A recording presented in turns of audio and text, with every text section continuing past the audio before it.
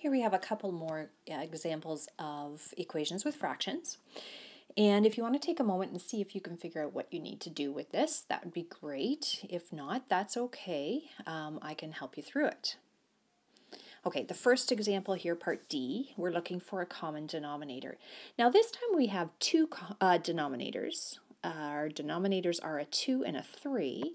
So what we're going to do here is use a common denominator of 6, because both 2 and 3 can divide into 6 with a remainder of 0.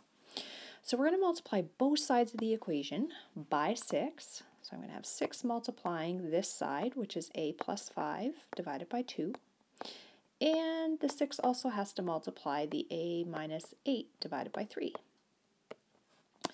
And by doing that, here's what this looks like. We're going to actually do 6 divided by 2. The 6 divided by 2 gives us an answer of 3. So that's going to become a 3, which is now going to multiply that a plus 5. Okay, so we did the 6 divided by 2 to get this 3 in the beginning, and then that still has to multiply our a plus 5.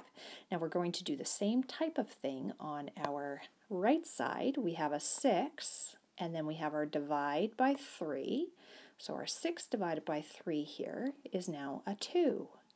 And that 2 has to multiply the a take away 8. And now it becomes a question where we need to expand through the brackets and then follow our other rules for solving. So if you want to take it from here and try it and put this on pause, you can try it out and then you can check.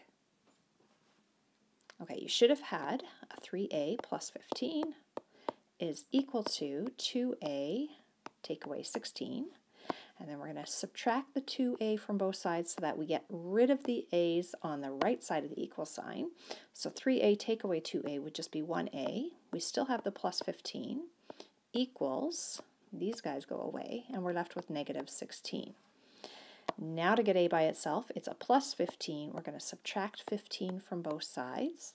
And that leaves us with a being equal to negative 31. I was adding that in my head and I almost made a mistake. All right, so hopefully that helps with that. Now the next one, I want to also look for what the common denominator is. So a denominator of 4 and a denominator of 3. Those are the only denominators that I see. The rest are all 1s. Between 4 and 3, I'm looking for a number that can divide both of those, which is 12. All right, so I want to multiply both sides of the equal sign by 12.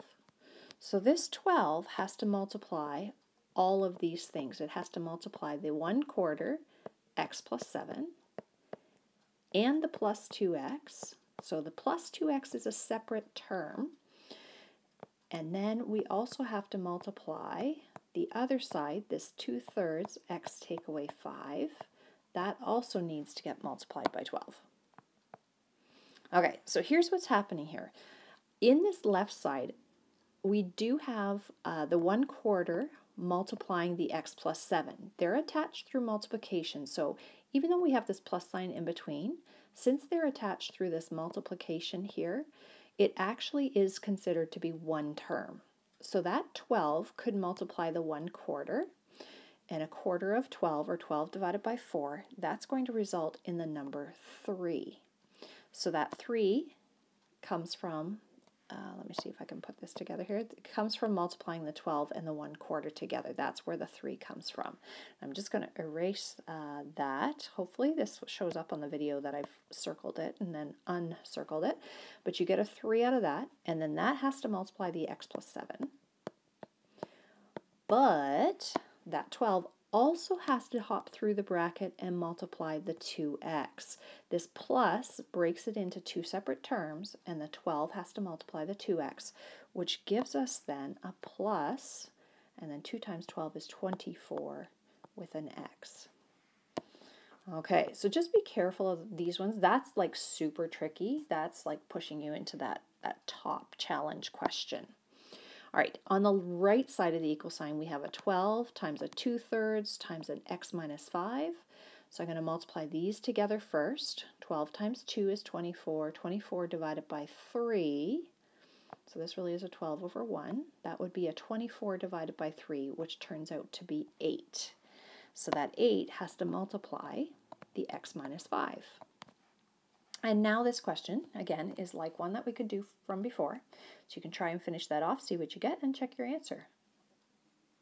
Okay, you should have had a 3x and a plus 21 plus 24x equals 8x.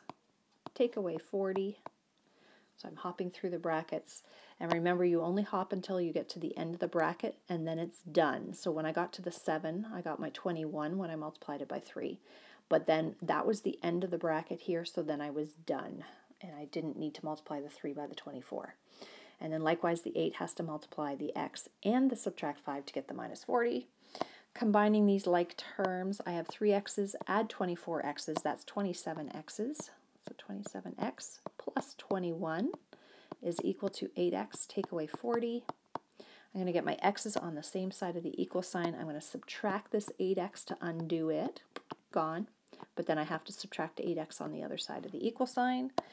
27x's, take away 8x's would be 19x's. That's a prime number. So it's unlikely that this will reduce, but it might. You just never know. We'll check. We've got 19x's plus 21 equals negative 40. I'm going to subtract 21 from both sides. Undoes it. Subtract 21 to keep it balanced.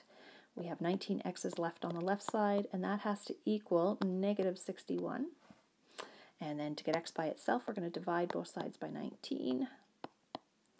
And we get that x is equal to negative 61 over 19. And 19 is prime, as I said, and 19 does not divide into 61 with a remainder of 0, so we will just leave that in its fraction form. I hope that works for you.